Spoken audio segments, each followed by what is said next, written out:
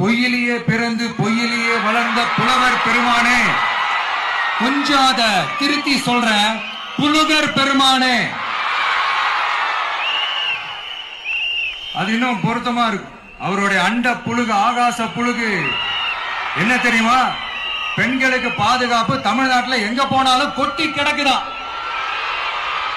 அப்படி அது உண்மைனா அண்ணா யூனிவர்சிட்டி அந்த பொண்ணுக்கு ஏன் சார் அப்படி ஒரு கொடுமை நடந்துச்சு? கோவை கல்லூரி பெண்ணுக்கு ஏன் சார் அப்படி ஒரு கொடுமை நடந்துச்சு? பெண் குழந்தைகள் பாதிக்கப்படுறதா கிட்டத்தட்ட 1000க்கும் மேலான போக்சோ கேசுகள் ஏன் சார் பதிவானுச்சு?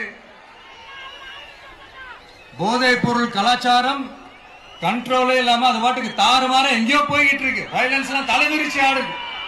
அதுக்கு ஒரு ரீசெண்ட் எக்ஸாம்பிள் அந்த ரயில்வே ஸ்டேஷன்ல அந்த சிறுவர்கள் எல்லாரும் சேர்ந்து செஞ்ச அந்த சம்பவம். சட்டம் ஒழுங்கு சரியா இருந்தா ஏன் சார் இப்படி எல்லாம் நடக்குது?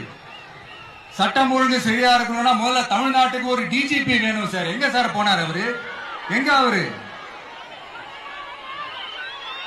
சும்மா இந்த ஆக்டிங் ஆபீசரை வச்சுக்கிட்டு அரசாங்கத்தை நடத்துனீங்கன்னா இப்படிதான் சட்டம் ஒழுங்கு சந்தி சிரிக்கும். முதல்ல தமிழ்நாட்டுக்கு ஒரு டிஜிபியை போடுங்க சார்.